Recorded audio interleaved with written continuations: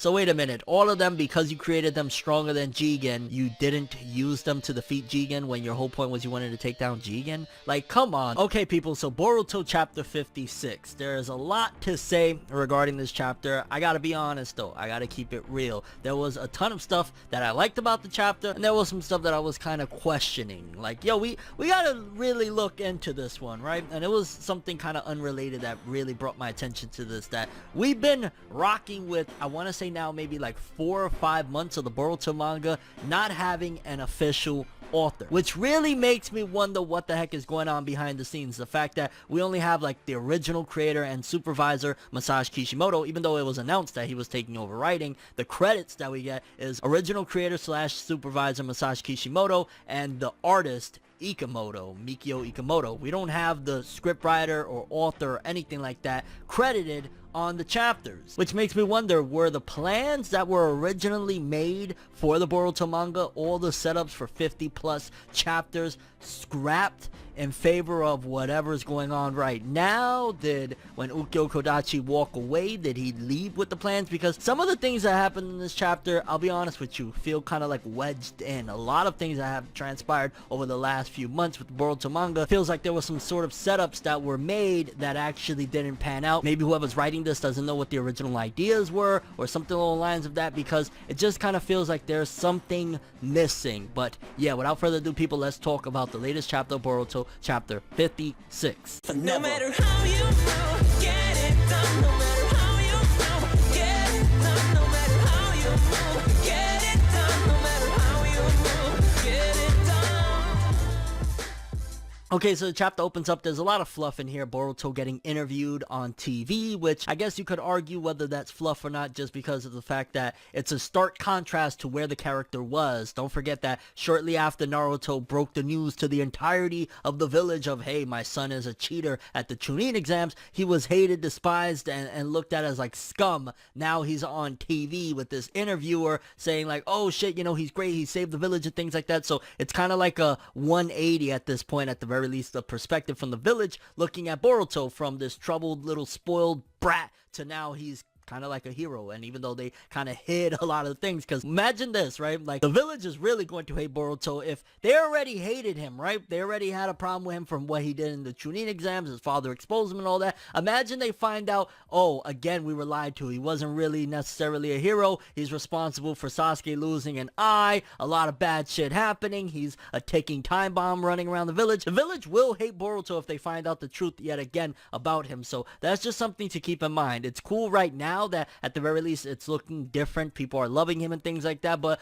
what happens when the veil drops yet again on something else regarding Boruto? They're gonna look at him like, nah, fuck this kid forever. Then we cut to Kawaki. Amado has repaired his arm using some cells, so it's like actually a replica of his arm. It's not just like a prosthetic like what Naruto had on him, which yet again Amado really showcases that he has a lot of, I don't know if it's love, I don't know if it's caring, I don't know what it is in particular that he has for Kawaki, because he'll go above and beyond. He made sure, he's like, oh yeah, it was made from some spares that I had that I brought with me when I left the Kara base and things like that. Very, very interesting stuff. I had came up with this theory that is very, very simple, but it could actually be the case. Who knows? Is what if Amado is actually Kawaki's blood grandfather? What if Kawaki's father was actually Amado's son to begin with, and that's what led to him saying, well, you know what, why don't we just use my grandson? Or who knows, maybe everybody that is in Kara, the inners to begin with, or a majority of them, were somewhat related to Amado in one way or another. Think like the paths of pain, how each of them was related to Nagato at some given point, whether it be that he knew them or whatever. What if that's the same thing with Amado? Maybe Delta was his daughter, Kawaki his grandson, and things like that, and he recreated them and molded them, which again, it would be something that Boruto has classically done at this point, taking ideas from Naruto and kind of twisting and molding them into something similar but different at the same time. And it was also interesting when Amado called for Kawaki and then said, never mind, we do it next time. Something is off there. And also the manga pushing something that the anime might not push. The anime might go a different route, in particular with Sumide x Boruto, because she was talking to Kawaki like, oh yeah, next time, you know, I'll tell Boruto, and Kawaki just blurts out, oh, you got a crush on that man, don't you? And she's like, oh no, don't say that out loud, please keep it a secret. So they definitely want to push that narrative, but the anime ain't doing that. And from the looks of it, we haven't seen the next episode, but it looks like they might be pushing the exact opposite of Sumide x Kawaki. Kawaki, so I'm curious why they're going that route. We also got some chatter that we haven't had in a while. We got to see Sarada and Mitsuki in the manga, and it's feel like, I don't even know, what, a year since we've seen them, since Boruto, Naruto, and Sasuke and them left chasing Ishiki and things like that. Like, we haven't seen Sarada and Mitsuki, you know, part of Team 7 in a long while, but they're there talking with Inojin, Chocho, Shikadai. Apparently Shikamaru made a ban on Team 7 doing missions, or at the very least Boruto, which in turn still affects Team 7 because they're a three-man cell. Without Boruto, they can't move, which I'm sure that pisses off Sarada. But like I said in my spoiler video regarding this content in particular, it seems as though we're exiting the beginnings of, just like how Naruto did, of like, oh, you know, Team 7 going on missions and shit like that. Seems like that part is possibly going to be over with. Like, we're gonna be exiting from that, and it's going more towards, like, think Akatsuki type of deal, but androids and shit like that. What's up with Shikamaru thinking, oh yeah, putting him on TV is gonna make up for it? Like, fam, at the end of the day, they're still figuring it out. You know, that's something that you learn as a parent, that, you know, when you're younger, you think, oh, my parents know everything, and as you get older, you realize, oh, they're just kids that are trying to understand it and putting on a front. Then we cut to a really interesting visual. Boruto is sitting on one of the Hokage monuments, I believe on like Naruto's head, and again, he's being treated like a celebrity. The little girl's like, oh my god, it's Boruto! Again, stark contrast, and shows, you know, development and how we progressed from the very beginnings of the Boruto series to where we're at now. And yeah, it's just a really awesome shot when Kawaki shows up and they're both there, kind of, again, mirroring a younger version of them, but of what we later on get to see when they clash with whatever leads Kawaki to attack Boruto and the whole village being destroyed and shit like that. Then Kawaki gives the idea to Boruto, which honestly, it just seems very far-fetched, and I highly doubt that that will be the case. Like, however they tame karma and make it that Boruto and Kawaki, especially Boruto, that he's the one that still has it. Kawaki obviously will get it back at some given point, but doesn't have it now. It's not gonna be of like putting it on Code. I highly doubt that like he's gonna put it on Code and then reincarnate. Like, that just seemed a little ridiculous. Like, I get the idea, and Kawaki's like, yo, fuck that dude, who gives a shit? Like, yeah, we'll use him and you could come through him, but I highly doubt it, and it just seems like really, I don't know, awkward for it to actually happen, because Code informs Boruto that, hey, that guy Code that I'm telling you, like, yo, you could just reincarnate through him, put karma on him and reincarnate. He was the only other child that survived the ritual creepy shit that Ishiki was doing. And then on the flip side, Amado is informing Naruto and Sasuke about Code and about the Ten Tails and a lot of stuff that we kind of already know at this point, but he's just informing them on the flip side. And thankfully, it didn't spend too much time saying things that we already know. It was like about a page or so, which I guess for a monthly, that's not great to get a page of things. But yeah, for the most part, he was just giving them an idea of what's to come, along with some other information that we didn't know. Which, to be honest with you, that's where it started with this chapter, feeling like, is wedging things in that probably weren't set up and thought of, and honestly, they probably are trying to figure out how to get from point C to D, for example, of where things is going. Because on the flip side of it, while all of them are talking, then we see Code arrive at some sort of compound. He says, yo, I got connections with Boro, let me through, which I feel like all of that, to be honest with you, was thought of very recently. Like, it feels like they gotta make more threats and just adding in extra villains because, hey, we right now are down, we're whittled down to one Kara member, Code. That's it. There's nobody else to fight against. Like Kashin Koji, we don't even know where the hell he went. He was obviously injured, so he's not somebody to fight with. Like, Code is by himself, and I thought Delta would have been around, to be honest with you. I'm surprised that Delta hasn't shown back up. I guess she's been shut down permanently, even though there was like tons of replacements, but at the same time, I think the compound that Ishiki was at when he fought against Kashin Koji might have been burnt up or something like that. But yeah, Code, the lone warrior, how are we going to have him as a major threat, considering, first of all, he shouldn't surpass Jigen's powers or Ishiki's powers because, you know, he was an underling of him. So they're figuring it out, because then Kawaki is talking to Boruto and tells him that Code basically is a person that he wasn't, which honestly, it didn't make much sense the way he explained it. He wasn't able to be a vessel for Ishiki because he would shake and spasm, which I'm imagining what that whole scenario meant was when Ishiki tried to revive himself via Code, it wouldn't work. However, karma was able to stay with him, so he was able to, like, you know, survive, not die, stick with the karma mark, but his body wasn't compatible with Ishiki returning via the body. And we see Code attacking that compound. We see what his white karma looks like, the claws, which I said it in the spoiler video, I'll say it again, that is 100% more than likely what is going to be the cause of Boruto getting that scar over his eye, leading to eventually at some given point him activating the JIGEN. But that's really dope. I think that's a cool thing of seeing the setups of what what is going to lead to eventually Boruto having that sick ass design, which would be good if it actually happens before the time skip. And again, I don't know how much longer until the time skip. It seems as though the time skip should happen soon. If things are getting set up now, we'll probably have to wait a while for everything to fall into place, right? And then Code using those belts, those vanishing belts to like flip through dimensions and shit kind of reminded me of like Obito when he would use his Sharingan ability. So Code, he's looking more broken than we ever seen. And again, they left him out of the picture for a reason. They wanted to have him do things. I just wish it would have been more built up in the manga. Like, the anime is doing a fantastic job of showcasing his character. It seems as though this is something that the creators behind the scenes involved went and spoke with the anime studio of like, yo, set this up here, do this with Code here, so that it doesn't feel like it's just out of nowhere. Because while Code actually makes his way into the compound, he pretty much kills all the guards and shit like that. Then we cut to again Amado. This is the point where I feel like yet again they're adding things just to up the threat and at the same time make it that like, oh yeah, you know, now we got a real issue on our hands or a bigger issue on our hands, because Amado's like, oh shit, you know, Code actually had some limiters that actually suppressed him because he was so strong when I created him. Which, if nobody is looking at Amado like he's sus, then I don't know what the hell's going on. Because yo, so he made all these robots, he made Kashin Koji. At some given point in the chapter he's like, oh, Kashin Koji, but I digress, you know, I created him. And he goes into detail of how basically the limiters were put onto Code so that he doesn't undermine Jigen's strength. That's why he was actually weakened down, and the only reason they allowed Code to stick around was because he worshipped the Otsutsuki. He looked at Ishiki as a god, which the anime is definitely perfectly displaying very well of him trying and things like that.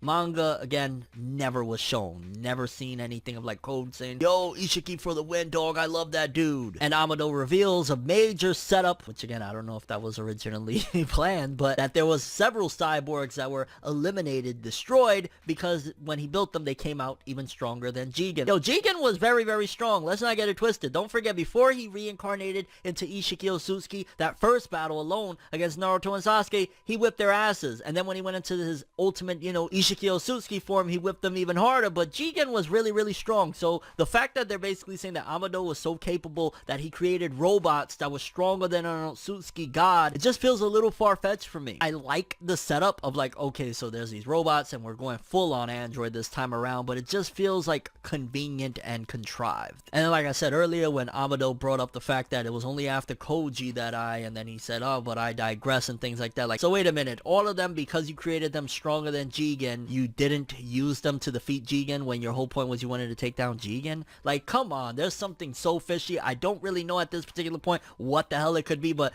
very, very wrong with this picture. So these people were way stronger than Jigen, but because he ordered it, you immediately disposed of them when you could have just had like 3 of them jump him right there and kill him, and that would have been it. But you settled for somebody a lot weaker with Kashin Koji. What are you talking about, Amado? Who are you fooling right now? And then conveniently, Amado is the only one that could turn off Code's limiters, which he probably will be the one. Maybe this whole time it's like he wanted to get Ishiki out the picture because him and his robot pals is gonna do it right. And I ain't gonna lie, I was mad hype when Naruto's like, yo, I think we need to call a Gokage summit. I hope that the previous Kages show up with them. Like, I want to see A so bad show up with Darui. Like, oh, please. Although I wonder if they're going to address, which I guess they're probably not going to bring the previous Kages back because they probably don't want to address that. In the anime, a very, very significant character, Onoki, was killed. He died in the anime. In the manga, it was never mentioned, so I don't know if they'll probably even mention that, which sucks because the original Kage, even though they got their asses dusted in Madara, still really significant characters, and I just love that whole,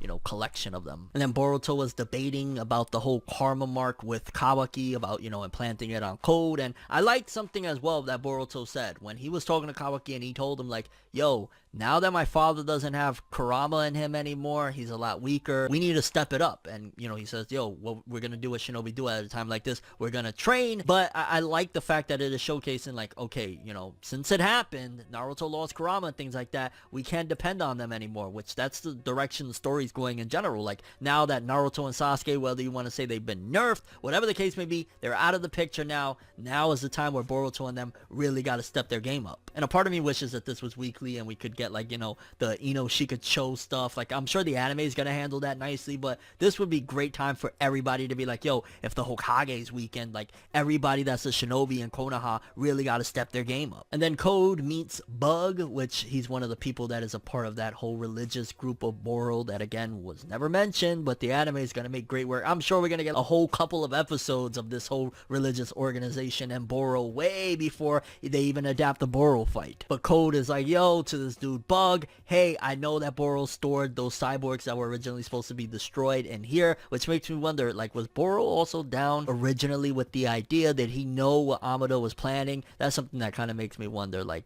did he already know? Because why else would you store these cyborgs that are stronger than Jigen over here unless Boro was planning on taking over and defeating everybody on his own? And then when he reaches Ada, he says, hello Ada, the one who knows everything of this world. Which also makes me wonder, wait a minute, if this is a cyborg that was created by Amado, wouldn't that mean that Amado is the one who knows everything in this world and gave her that information?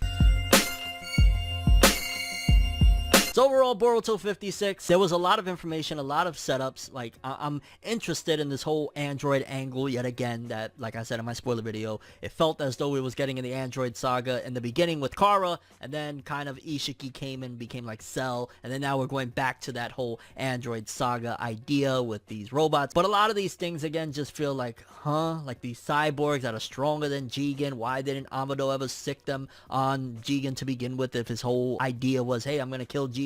What's up with that? I'm curious what you guys think about this chapter in general. How do you feel about Code becoming the new villain, the way he's moving? I really rock with his design, his karma design, the claws and things like that. You think the claws is going to be what takes out Boruto's eye or scars his eye right there? And how do you feel about where everything's going? If this person, Ada, is the one who knows everything, wouldn't that mean that Amado also knows everything because he created these cyborgs? And your overall thoughts and expectations for the Boruto manga with chapter 57 and beyond. Definitely a build up and setup chapter. Just a few things I feel like, yo, did Kodachi leave these plans before he left, or he set things up and they fired him and he was like, ha ha ha, continue writing this shit without me, peace. But that's all I have for this one. Thanks for watching. Hope you enjoyed. If you liked anything I had to say or enjoyed the video, drop me a like. I'd greatly appreciate it. And if you want more from me, make sure to subscribe. Follow me on Twitter, Instagram. Hit that bell to get all notifications. And if you want to follow any of my other social media, links are in the description below. I'm ForneverWorld, and as always, people, have an awesome day. And remember the golden rule: anime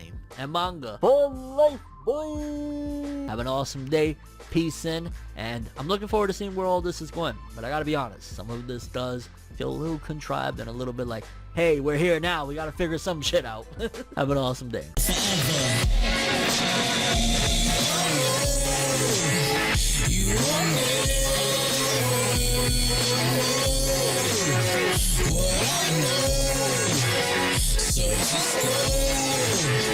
Just go to